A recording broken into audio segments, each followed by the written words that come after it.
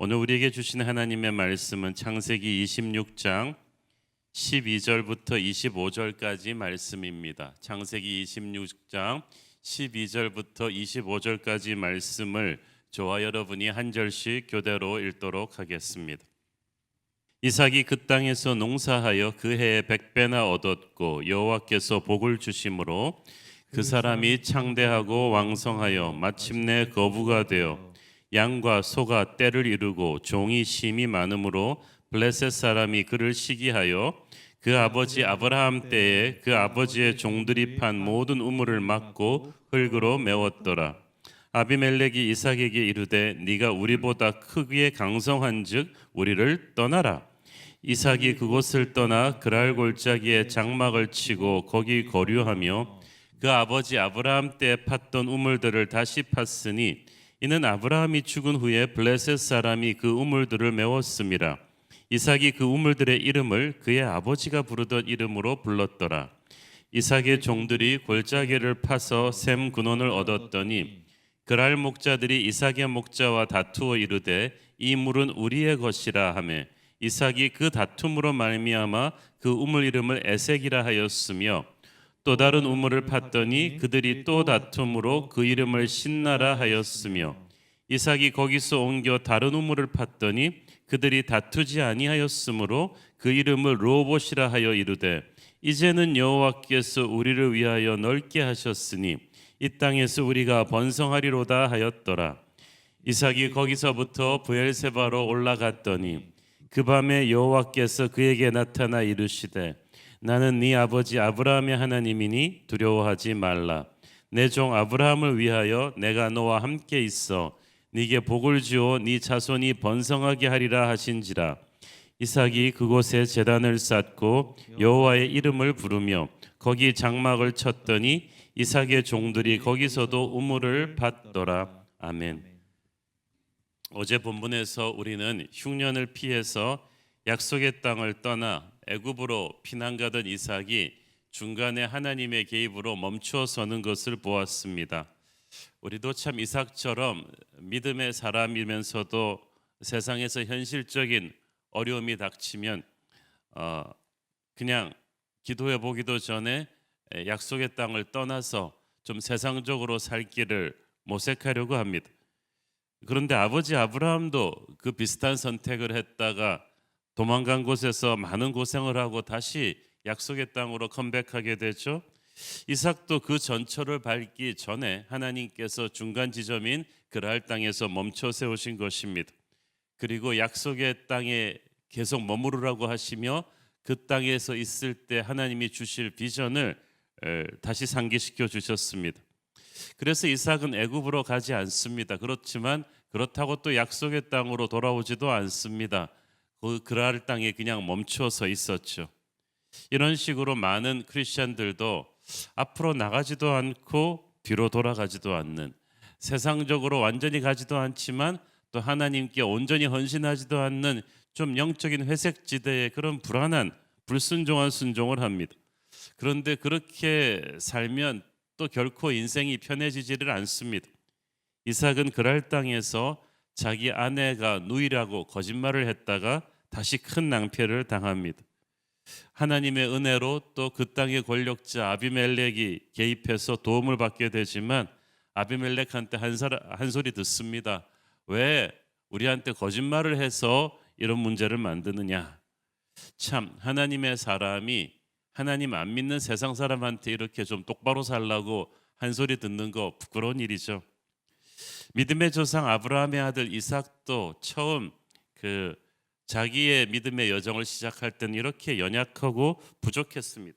그렇지만 하나님은 그를 포기하지 않으셨습니다. 하나님께서는 우리도 포기하지 않으실 것입니다. 자, 오늘의 본문은 이 놀라운 축복의 이야기로 시작합니다. 이삭이 그래서 머무른 그랄 땅에서 농사를 했는데 그 12절에 보니까 그 해에 100배나 얻었다고 했어요. 우리가 두세 배 정도의 수확을 얻었다면 그건 인간의 노력으로 할 수 있었을 거예요. 그런데 이 100배의 수확은 인간의 힘으로는 불가능한 열매입니다. 그것도 온 천하가 흉년인 이 지독한 불경기에 말이죠. 게다가 이삭은 이 그랄 땅의 토박이도 아닙니다. 지역 날씨나 토질에 대해서 잘 모릅니다. 이방인 나그네입니다. 사업으로 치면은 현지 사정을 전혀 모르는 치명적인 약점을 안고 있는데도 이삭이 그해 농사를 지어서 100배의 수확을 올렸다. 이거는 뭐 기적입니다.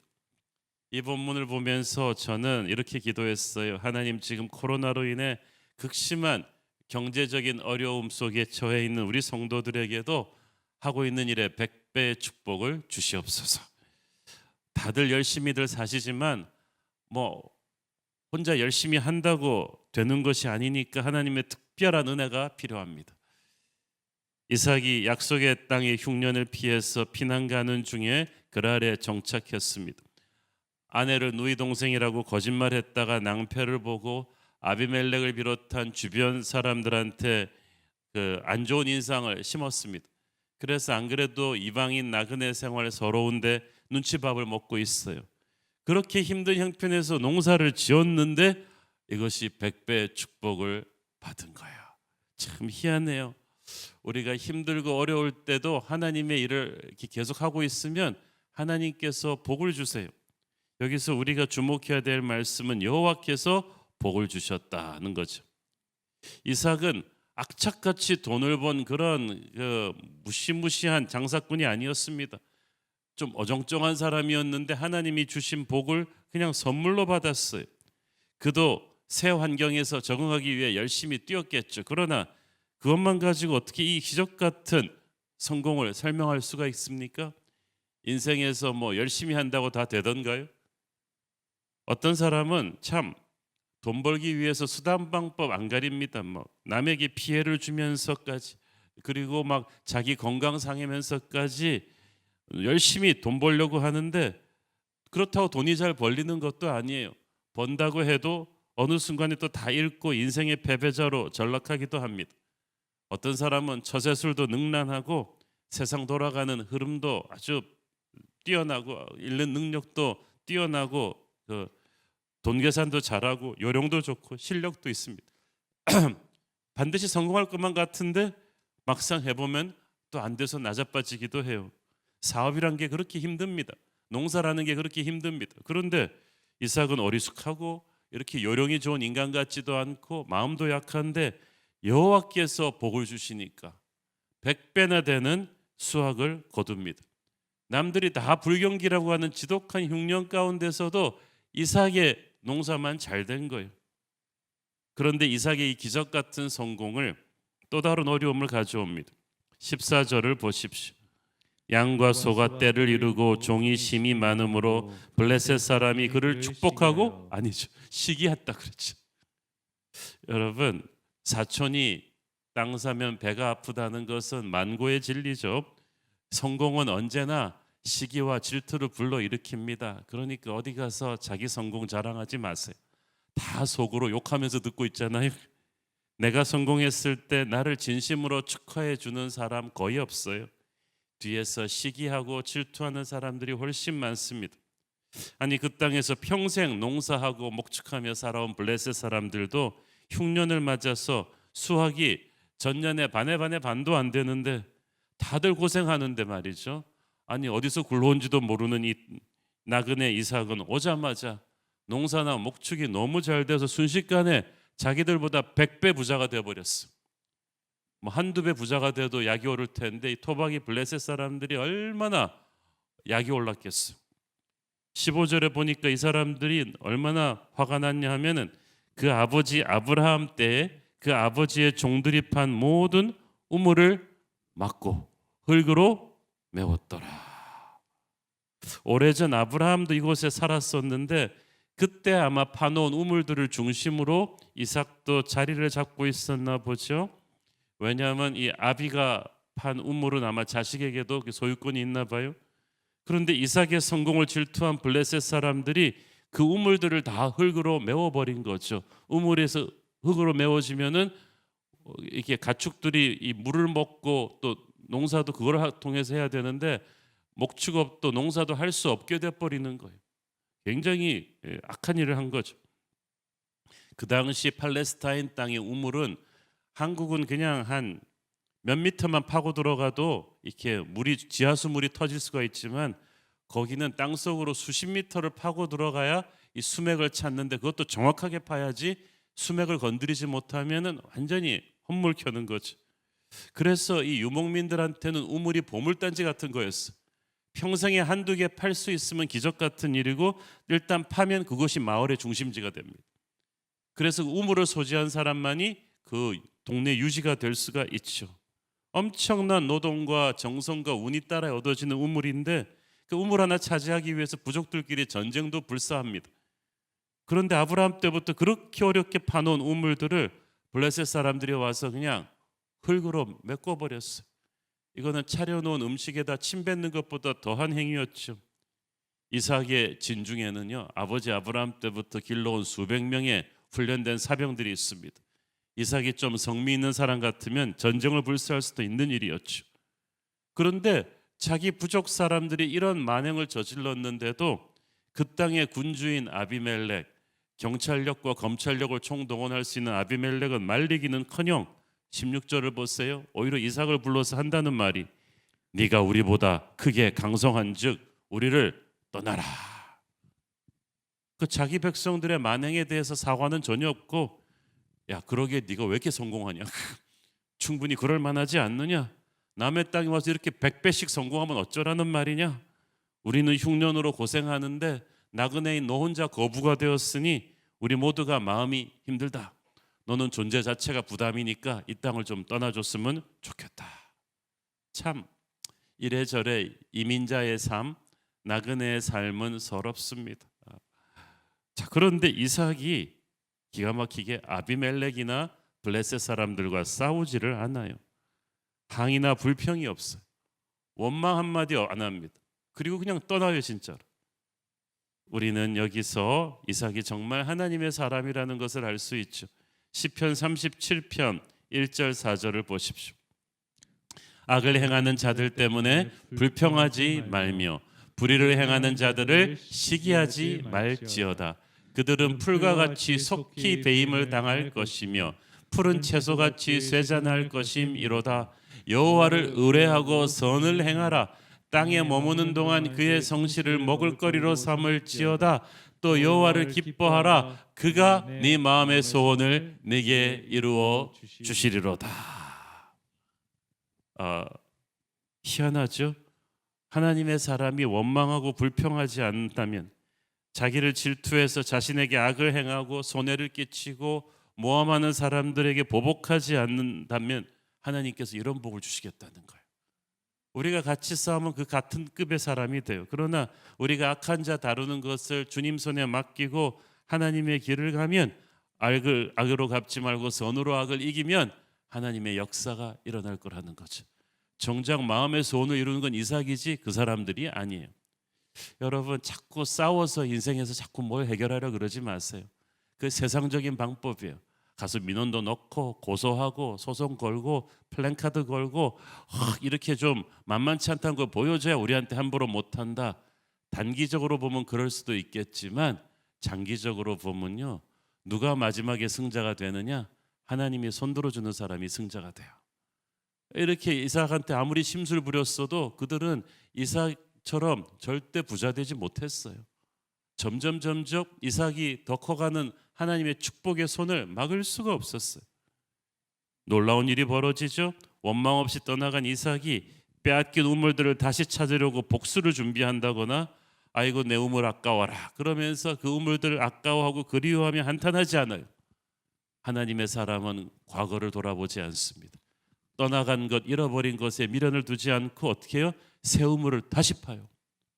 그 어려운 새 우물을, 우물 하나 파는 게 얼마나 어려운 일인데 그 어려운 일을 이삭이 합니다. 아니, 하나님이 도와주십니다. 그래서 18절 22절에 보니까 이삭의 종들은 골짜기에서 새로운 우물을 파서 샘의 근원을 얻었다. 우물을 파는 사람은 많은데 수맥을 찾는 사람은 적잖아요. 수맥이 없는 우물은 헛우물인데 이삭의 우물에서 항상 물이 터졌어요. 자, 그러니까 18절 22절을 보면 참 웃깁니다. 그랬더니 그랄 목자들이 또 몰려와서 이 우물 우리 거라고 막 억지를 부려요. 그런데 이삭이 또 바보처럼 그 우물 양보하고 다른 곳에 가서 또 팝니다. 또 수맥을 찾아서 물이 터져 나왔어요. 그랬더니 이 인간들이 또 달려왔어요. 이거 우리 거라고 또 억지를 부립니다. 야, 이거 3-4번인데 우리 같았으면 나도 참을 만큼 참았다 하면서 한판 해보자 그랬을 텐데 이삭이 또 양보합니다. 다른 데 가서 우물을 또 파요. 수맥을 찾습니다. 여러분 생각엔 이렇게 호구로 보이기 시작하면은 계속해서 밀리지 않을까 생각하는데 희한하게 그때부터 그랄 목자들이 더 이상 몰려오지 않고 억지를 부리지 않습니다. 여기서 우리는 세 가지 중요한 사실을 보는데, 첫째는 이삭이 아버지 아브라함의 믿음으로 다시 돌아갔다는 사실이죠. 18절을 보세요. 그 아버지 아브라함 때 팠던 우물들을 다시 팠으니 이는 아브라함이 죽은 후에 블레셋 사람이 그 우물들을 메웠음이라. 이삭이 그 우물들의 이름을 그의 아버지가 부르던 이름으로 불렀더라. 어리석은 자녀들은 아버지와 관계가 좋지 않으면 반항심으로 아버지가 했던 걸 다 부정합니다. 그러다 실패하고 나면 아버지가 했던 방법으로 되돌아가죠. 이삭은 아버지가 부르던 이름으로 이름을 다시 부릅니다. 아버지가 팠던 우물을 다시 팠어요. 아버지의 신앙의 자리로 다시 돌아간 거죠. 그리고 그 믿음의 발자취를 따라가기로 했어요. 그랬더니 역시 하나님께서 아브라함에게 주셨던 복의 수문을 다시 열어주셨습니다. 그렇게 아비의 믿음을 가지고 파니까 이삭이 파는 우물마다 물이 잘 나온 거예요. 여러분의 믿음의 조상의 기도의 자리, 예배의 자리를 우습게 보지 말고 다시 가서 파는 거예요. 그러면 이 물이 터집니다. 아까 말씀드렸듯이 물이 귀한 팔레스타인에서는 수십 미터 파고 들어가도 물을 찾을까 말까인데, 그래서 우물이 그렇게 귀한 곳인데 이삭은 밥 한 그릇 먹는 것처럼 뚝딱 파기만 하면 파는 곳마다 물이 나왔어. 둘째는 그러니까 그랄 사람들이 이삭을 두려워하기 시작했어요. 처음에 이삭이 우물만 파면 몰려와서 우리 거라고 우겼던 그랄 사람들이 이런 일이 한두 번도 아니고 계속 반복되니까 그 다음부터 슬슬 겁이 나기 시작했어요. 우리가 처음 성공할 때는 그들이 우리를 질투하고 시기하고 흙을 던지고 그럴 수 있지만, 이 성공이 그럼에도 불구하고 계속되면 그들은 이제 두려움을 느끼기 시작할 것입니다. 아니, 이 어려운 우물 찾기를 저 사람은 어떻게 저렇게 식은 죽먹도 뚝딱뚝딱 해낼 수 있지? 그리고 왜 저 사람은 우리와 싸우지 않지? 그냥 우리보다 척보기에도 사병들도 많고 힘도 있는데 저 사람 진짜 무서운 사람이네. 이 사람 뒤에는 엄청난 존재가 있구나. 하나님의 사람이 분명하구나. 이런 사람을 괴롭히다가는 앞으로 우리는 뼈도 못 추릴 것 같다. 그러면서 소문으로만 들었던 이 사람의 아버지 아브라함의 전설을 다시 생각하기 시작했어요. 그래서 그럴 사람들이 더 이상 억지를 쓰지 못하고 감히 이삭의 우물을 건드리지 못했습니다. 이렇게 이삭이 선으로 악을 이긴 거예요. 우리가 사람을 보고 세상을 보면 늘 원망과 불평이 많습니다. 억지로 우리의 공든탑을 무너뜨리려는 사람 보면 막 속이 상하고 같이 싸우고 싶어요. 이에는 이로 갚으려는 분노에 사로잡혀 살게 되죠. 그런데 우리가 사람과 세상을 보지 않고 하나님을 먼저 보고 하나님을 더 오래 바라보면 감사와 기쁨이 넘칩니다. 우리가 하루를 이렇게 하나님을 바라보는 새벽 기도로 시작하는 게 그런 거죠. 이삭은 사람을 상대하지 않고 늘 하나님을 생각했던 사람이었습니다. 하나님과 동행을 합니다. 그러니까 이렇게 사람들과 같은 레벨에서 안 싸우는 거죠. 차원이 달라요. 괜히 자기를 질투해서 와서 막 해꾸지하려는 사람들과 안 싸우고, 그냥 이런 사람들 와서 우물을 뺏기면 그냥 넘겨주고, 어른이 아이랑 안 싸우는 것처럼 또 다른 우물을 팠던 거예요. 또 다른 우물을 파도 물이 터질 거라는 자신이 있었기 때문이죠. 믿음이 있었기 때문이죠. 그랬더니 하나님께서 믿음대로 계속 새로운 우물에서 물이 터지는 축복을 주시고 종래는 악한 사람들도 굴복시키셨어요. 22절 후반부에 보면 이제 더 이상 그들이 와서 괴롭히지 않았을 때 드디어 이삭이 한마디 합니다. 이제는 여호와께서 우리를 위하여 넓게 하셨으니 이 땅에서 우리가 번성하리로다. 게임 오버. 적들이 더 이상 우물을 뺏지 못할 것이다. 기가 질렸을 것이다. 하나님이 두려워서 이제는 다시 우리를 건드리지 못할 것이다. 이삭이 터뜨린 승리의 선포입니다. 여러분, 영적인 전쟁을 하다 보면은 많이 힘들 때가 있죠. 어느 순간에 이제 게임 오버구나, 이제 이겼구나, 이제 하나님이 전세를 바꾸셨구나 하고 딱 느낄 때가 있어요. 오늘이 그날이기를 바랍니다. 선으로 악을 이기는 날이에요. 하나님께서 내 원수를 드디어 지쳐서 물러가게 하시는 승리의 변곡점이 우리에게 반드시 주어질 것입니다. 그리고 어떻게 합니까? 23절을 보니까 이삭이 거기서부터 브엘세바로 올라갔다고 했어요. 이것은 짧지만 의미가 깊은 구절인 것이, 블레셋의 수도였던 그랄에서 아버지 아브라함이 거처했던 브엘세바로 자리를 옮깁니다. 불완전한 순종을 해서 머물렀던 그랄이었는데 이제는 거기를 떠나서 온전한 믿음의 땅 브엘세바로 간 거예요. 브엘세바가 어디입니까? 오래전에 아브라함이 아들 이삭을 모리아산에서 번제로 드리려고 했을 때 나온 장소죠. 이삭에게는 아주 강렬한 영적 추억이 있는 장소입니다. 하나님께서 약속하시고 승리하셨던 거룩한 땅 브엘세바로 마침내 이삭이 돌아왔어요. 있어야 될 곳에 돌아온 거예요. 제가 영적 위치 선정 중요하다고 말씀드렸죠. 나오미가 고향 베들레헴에 돌아온 것처럼 하나님의 사람이 자기가 서야 될 영적 자리에 돌아왔어요. 진짜 축복과 기적은 이제 브엘세바에서부터 시작이 되는 거예요. 24절에 보니까 이삭이 그랄에서 브엘세바로 떠나던 그날 밤에 하나님께서 나타나셨어요. 그리고 말씀하셨어요. 네 아버지 아브라함을 위하여 내가 너와 함께 있고 복을 주어 번성하게 할 것이다. 하나님이 언제 우리에게 나타나서 약속의 말씀을 다시 주십니까? 우리가 브엘세바로 돌아가는 날 밤입니다. 그때 하나님께서 나타나셔서 축복의 말씀을 주실 거예요. 하나님의 임재를 체험하고 나니까 이삭이 가만히 있을 수 없죠. 25절 보세요. 이삭이 그곳에 제단을 쌓고 여호와의 이름을 부르며 거기 장막을 쳤더니 이삭의 종들이 거기서도 우물을 팠더라. 이삭이 하나님의 음성을 듣고 나서 거기에 단을 쌓고 하나님의 이름을 불렀습니다. 하나님을 만난 사람이 가만히 있을 수가 있겠습니까? 거기를 진짜 예배의 자리로 세운 거지. 하나님의 이름을 부르고 그를 찬양합니다. 감격적인 예배를 드리고 나서 그 자리에서 우물을 또 팠어요. 예배의 자리에 우물을 파는 거예요. 그리고 삶의 근거지를 만들기 시작했어요. 마태복음 5장 5절을 보십시오. 온유한 자는 복이 있나니 그들이 땅을 기업으로 받을 것이며. 우리 생각에는 부동산 투기 머리가 빠른 자가 땅을 기업으로 받을 것 같죠. 빽 있는 사람, 싸우는 사람, 근성 있게 밀어붙이는 사람이 땅을 기업으로 받을 것 같은데 성경은 온유한 자가 땅을 차지할 것이라고 말합니다. 육체의 성정으로 사람들과 다투지 않고 온전히 하나님을 믿고 의지하는 이삭 같은 사람이 온유한 자예요. 결과적으로 보면 그 이삭이 성공하는 거예요. 우리도 이삭처럼 온유한 신앙으로 이 사나운 세상에서 주님 주시는 기적 같은 축복을 누릴 수 있게 되기를 축원합니다. 기도하겠습니다. 주님 은혜를 감사합니다. 하나님, 온유한 사람 이삭이 사람과 싸우지 않고 오직 하나님만 믿고 나갔을 때 우물이 터지는 역사가 있었듯이 우리도 이 사나운 세상에서 세상적인 방법으로 악착같이 살기보다 온전히 하나님을 순종하며 나가서 승리하게 하옵소서. 예수님 이름으로 기도했습니다. 아멘.